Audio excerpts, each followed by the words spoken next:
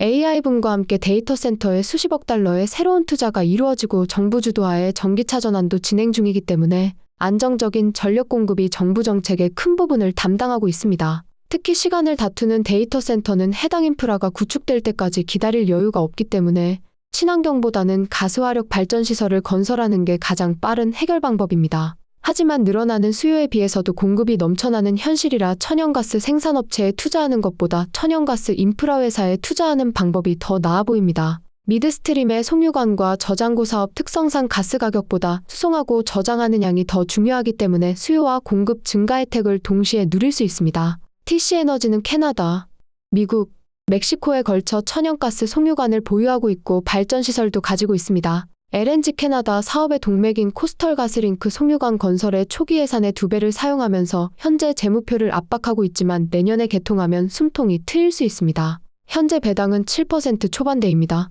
북미 최대 미드스트림 회사인 엠브리지 역시 캐나다 회사이긴 하지만 미국 전체 천연가스의 20%를 담당하고 얼마 전에 미국 내 3개의 천연가스 유틸리티 회사를 140억 달러에 인수하면서 북미 최대의 천연가스 유틸리티 사업자가 되었습니다. ENB는 지난 29년 동안 한 해도 빠짐없이 배당금을 늘렸으며 현재는 7% 정도 배당을 줍니다. 저번 영상에서 워런 버핏이 캐나다 주식에 관심이 있다는 소식을 전해드렸는데 2년 전까지 선코어를 보유해서 오일샌드 기업이 아닐지 하는 추측이 있었습니다. 하지만 버핏이 미국 내 미드스트림 사업도 크게 소유했기 때문에 TRP나 ENB의 시너지를 염두에 두고 한 이야기일 수도 있습니다. 내년이면 친환경 정책을 주도하는 트리도의 자유당 정부가 보수당으로 바뀌는 게 기정사실이라 석유 섹터 투자가 나쁘지 않을 상황입니다. 또한 최근 금과 구리 가격도 급격히 오르는 중이라 금광이나 구리광산 기업이 될 가능성도 있습니다. 특히 구리는 제조업 전반에 다양하게 활용되면서 경기 선행지표라는 별명이 있지만 AI 등 첨단 산업이 발전할수록 구리의 수요는 늘 수밖에 없습니다.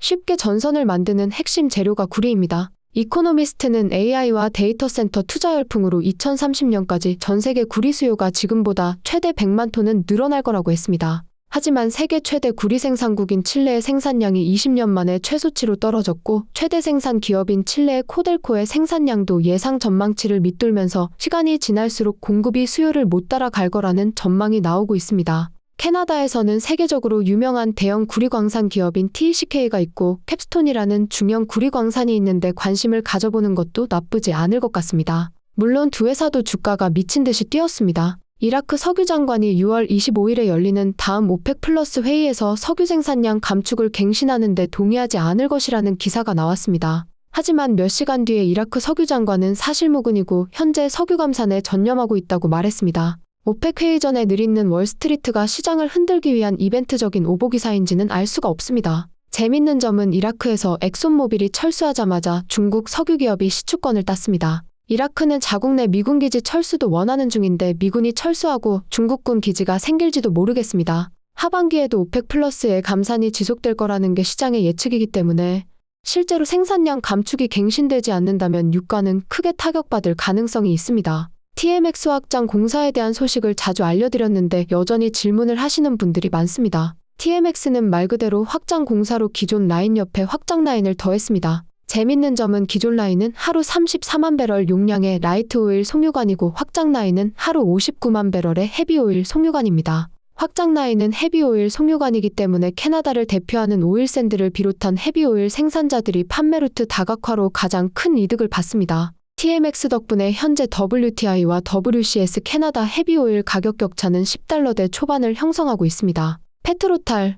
좋은 소식은 올해 1월에 스페인 세프사에서 운영 중인 블록 131 유전을 단돈 $5밀리언에 인수했습니다. 하루 900배럴이라는 적은 생산량이기는 하지만 4.9밀리언 배럴의 투피 매장량을 가지고 있고 현재 생산량의 5배가 넘는 하루 5,500배럴까지 처리할 수 있는 현대식 인프라를 갖추고 있습니다. 얼마나 시너지가 좋냐고 하면 페트로탈이 아직 본격적으로 개발하지 않은 블록 107과 이번에 인수한 블록 131과는 고속도로로 바로 연결되어 있습니다. 거기에 블록 131에서 생산되는 원유는 라이트 오일이고 기존 블록 95에서 생산되는 원유는 헤비 오일이기 때문에 서로 블렌딩해서 사용하기 좋습니다. 높은 원유 가격이 필요한 헤비 오일 생산자들은 유가 하락에 대비해서 라이트 오일 자산을 같이 보유하는 걸 선호합니다. 예를 들어 헤비 오일에 집중하던 BT가 라이트 오일인 이글퍼드의 셰일을 인수한 것도 비슷한 맥락이고 많은 헤비 오일 생산자들이 라이트 오일을 인수했습니다. 특히 헤비오일 생산자들은 송유관 수송이나 정유 등 여러 가지 이유로 API 수치가 높은 라이트한 원유와 섞어서 브랜딩합니다. 캐나다 오일샌드들이 송유관 수송을 위해 천연가스 부산물인 컨덴세잇과 혼합하는 것도 같은 이유입니다. 지도에서 보는 것처럼 현재 블록 131에서 생산된 라이트 오일이 바지선을 이용해서 이키토스 정유소로 가는 길목에 블록 95가 있습니다. 현재 페트로탈도 이키토스 정유소로 하루 생산량의 최대 5,000배럴까지 보내는 중인데 그림에서 보시는 것처럼 블렌딩을 통해서 용량을 더 늘릴 가능성이 열려 있습니다. 한마디로 블록 101은 기존에 가지고 있던 블록 107을 개발하기도 좋고 블록 95와 연계하기도 지리적이나 블렌딩적인 시너지가 굉장히 좋습니다. 페루에서 유일하게 수평 시추 기술을 사용하는 페트로탈인 만큼 앞으로 블록 131의 생산량 증가에 관심을 가질 겁니다. 최신 인프라를 통해서 생산량을 2배로만 증가시켜도 넷백이 많이 올라갈 겁니다. 현재 4.9밀리언 배럴 정도의 P2 매장량은 개발 여부에 따라 더 늘어날 여지가 있습니다. 무엇보다 구매한 가격이 단돈 5밀리언 달러인데 이론상으로 6개월이면 본전을 뽑을 정도의 적은 금액입니다. 싸게 살 수 있었던 이유는 스페인에서 두 번째로 큰 석유회사인 세프사가 유럽 횡재세를 크게 때려맞으면서 작년부터 실적이 굉장히 좋지 못했습니다. 거기에 유럽의 강력한 친환경 정책으로 그린 수소와 바이오 연료 사업으로 전환하기 위해 페루와 콜롬비아에 유전을 팔기로 했습니다. 문제는 세프사 입장에서도 페루 전체 생산량의 50%를 넘는 1위 업체 페트로타르에는 팔 수 있는 회사가 없었기 때문입니다. 국영업체 페트로페루는 나라의 돈을 겨우 빌릴 정도로 재정 상태가 엉망이고 그 외에는 중국의 CNPC인데 CNPC는 중국 국영회사고 워낙 여러 나라의 다양한 사업을 진행 중이라 크게 관심이 없었을 것 같습니다. 두 번째 좋은 소식은 그림 4번에서 보시는 것처럼 현재 에콰도르의 오시피송 유관을 통해서 수출하는 루트를 시험 운행 중인데 EP 페트로 에콰도르와 정식 운송 프로젝트 계약을 체결하였습니다. 가장 많은 원유를 루트 3번인 아마존강을 통해 브라질로 수송 중인데 가을 건기 기간에 아마존강 수위가 낮아져서 수송량이 줄어들기 때문에 인수와 계약을 통해 2번과 4번 루트를 극대화해서 만회하겠다는 전략입니다. 하지만 결국 페트로탈이 목표치인 하루 5만 배럴 생산으로 번창하려면 국영회사 페트로페루가 재정적으로 살아나서 1번 루트인 송유관을 다시 사용해야 합니다. 현재는 수리를 다 마쳐서 기계적으로 사용은 가능하지만 아직 페트로페루에게서 원유 대금을 받지 못해서 사용을 하지 않고 있습니다. 페트로페루는 아직 페트로탈의 원유가 송유관에 남아있고 수리 등으로 운반이 마무리되지 못해서 돈을 줄 수 없다는 입장입니다. 페트로페루가 나라로부터 재정을 빌렸기 때문에 이른 시일 안에 문제가 해결되길 희망합니다. 나쁜 소식은 안 그래도 올해 가이던스 발표 때 카펙스가 많이 올라가면서 주가가 타격을 받았는데 침식 방지를 위한 제방 건설에 15밀리언 달러의 추가 비용이 발생하면서 올해 카펙스가 더 많이 올라갔습니다. 비용 상승과 인수 덕분에 이번 분기에 기본 배당 외에 추가 배당이 삭제되었습니다. 1분기 유가가 예상 전망치인 브렌트 유가 기준 77달러를 상회했기 때문에 작년 9월처럼 특별 배당이 크게 오를 거라고 기대했는데 올 3월 배당보다도 줄어들면서 9.5% 정도의 배당이 정해졌습니다. 사실 브라질의 PBR이나 콜롬비아의 25다도 리스크가 큰데 10%도 안 되는 배당이라면 페트로탈에 투자할 이유가 없습니다. 물론 페트로탈은 앞에 두 회사처럼 국영기업이 아닌 캐나다 기업이고 부채도 없으며 매년 20%의 생산량 증대가 있기 때문에 단순 비교는 어렵습니다. 마지막으로 올 초에도 경영진의 보너스 대잔치로 증자하면서 주식수가 늘었는데 이번에도 보너스를 발표하면서 자사주 매입을 해도 주식수가 줄어들지 않으면서 주주들의 원성을 샀습니다. 이런 이유로 주주들 사이에 좋은 뉴스와 나쁜 뉴스에 대한 의견이 갈리면서 주가가 타격을 받았습니다. 사실 10%가 안 되는 배당만 보면 비슷한 배당을 주면서 훨씬 안전한 주식도 많기 때문에 본인이 페트로탈의 성장성이나 리스크를 어떻게 보냐에 따라 투자 방향이 갈릴 것 같습니다. 베이텍스, 저번 가이던스 발표 때 예고되기는 했지만 1분기에 카펙스가 많이 사용되면서 실적이 좋지 못했습니다. 현재까지 실적 발표한 회사 중에 가장 좋지 못한 곳 중 하나였습니다. CEO에 따르면 1분기에 비용을 집중한 만큼 남은 3분기 동안 비용은 상대적으로 줄면서 굉장히 좋은 생산성과 함께 현금 흐름과 FCF는 향상될 거라고 합니다. 주주환원의 FCF의 50%를 사용하고 있는데 75%로 올리기 위해서는 다음 부채 목표인 1.5빌리언 달러를 맞춰야 합니다. 앞으로 유가가 중요할 것 같은데 다음 부채 목표는 올해 맞추는 게 불가능하고 내년에도 쉽지 않을 수 있습니다. 인수된 ROCC의 대주주였던 주니퍼가 아직 12.3%의 주식을 보유하고 있고 팔고 싶어 하기 때문에 주가를 압박하고 있습니다. 생산량 증가에 베팅했고 부채 레버리지도 크고 유가에 대한 토크도 큰 만큼 현재 BTE에게 가장 필요한 것은 높은 유가인 것 같습니다. 양가라. 캐나다 천연가스 가격이 좋지 못했음에도 부채를 9.5밀리언 달러나 줄여서 이제 109밀리언 달러 정도 남았습니다. 부채 목표를 맞춰서 자사주 매입을 시작하면 사정이 훨씬 좋아지겠지만 현재 재정적으로나 주주환원 면에서 더 나은 위치에 있으면서 저평가인 회사들도 많기 때문에 양가라에 대한 투자가 옳은지는 모르겠습니다. 특히 회사 사정이 좋지 못했음에도 경영진들이 보너스 잔치를 했고 천연가스 가격은 예측이 어렵습니다. 우드사이드 호주의 메이저 석유 기업인데 여러 가지 원인으로 주가가 1년 최저 지점을 찍고 좋은 뉴스에 조금 반등했습니다. 나미비아 개발 영상에도 소개했지만 WDS의 주가를 압박하던 여러 이유 중에는 세계 최대 광산 기업인 BHP의 석유 부분과 합병하면서 배탈이 크게 났고 올 초에 산토스와의 대형 합병 협상이 틀어지기도 했습니다. 세계 곳곳의 프로젝트 진행으로 비용은 나가지만 아직 가동되지 않아서 수익화되지 않은 점도 있습니다. 그 외 경영진 문제와 노조 협상 문제도 있었지만 가장 큰 문제는 호주 국가적으로나 회사 내부적으로나 기후 전환 계획이었습니다. 호주 정부가 유럽 못지않은 강력한 기후 정책을 추진하고 2050년까지 탄소 배출량 제로를 목표로 하고 있습니다. 특히 사실상 양당제인 호주의 정권을 잡고 있는 호주노동당은 탄소 배출량 감축과 친환경에 진심입니다. 호주는 전 세계 LNG 공급량의 5분의 1을 담당하고 있는데 우드사이드가 현재 진행 중인 서호주의 스카보로 LNG와 노던 테리토리의 비탈루 유전 프로젝트가 환경운동가들의 강력한 반대에 직면해 있습니다. 이렇다 보니 WDS의 주가가 바닥을 찍는 건 어찌 보면 당연한지도 모르겠습니다. 다행이라면 목요일에 호주 자원부 장관이 정부의 미래 가스 정책 개시를 앞두고 2050년 이후에도 여전히 천연가스는 필요하다면서 천연가스 프로젝트를 지지한다고 밝히면서 일단 급한 불은 껐습니다.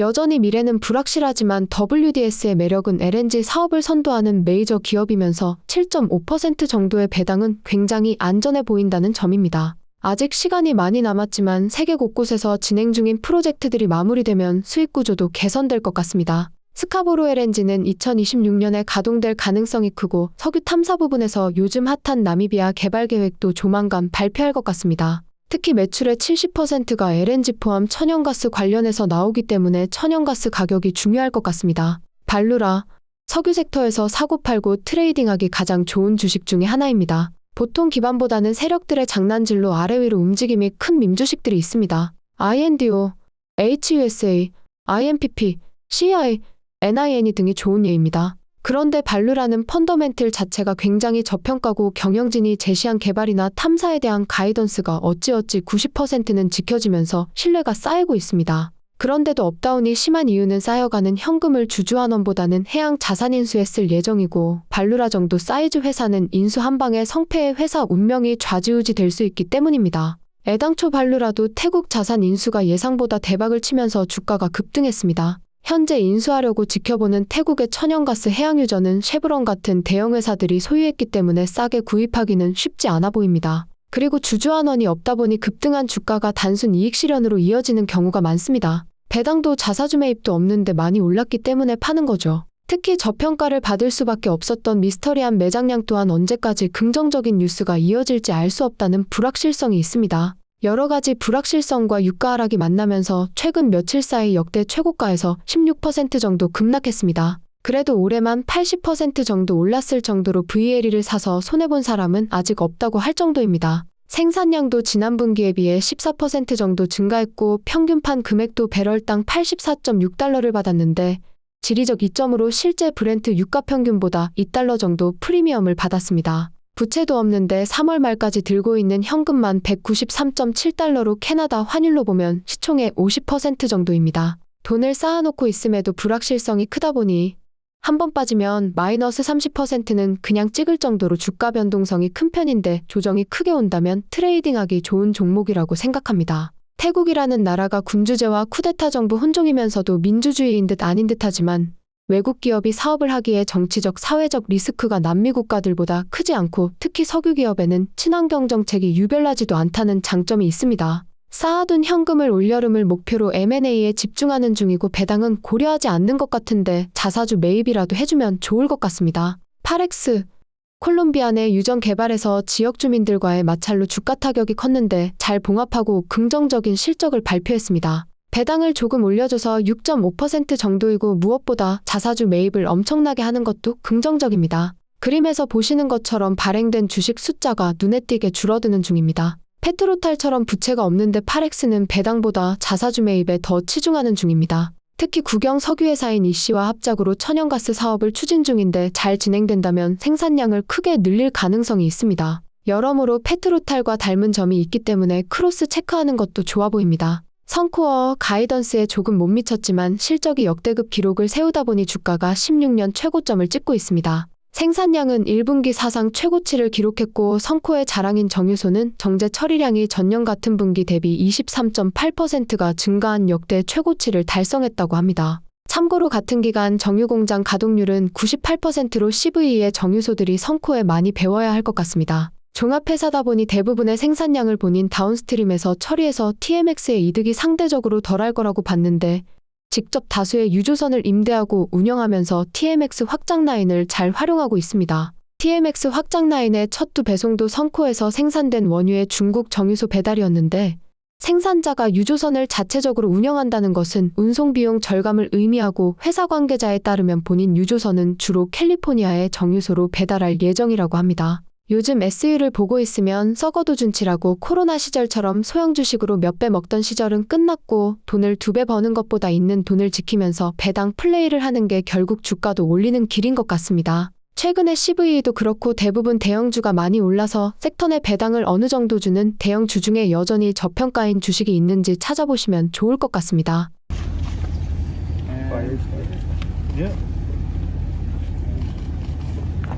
I'm gonna file this with the Great Spirit right now. Yeah.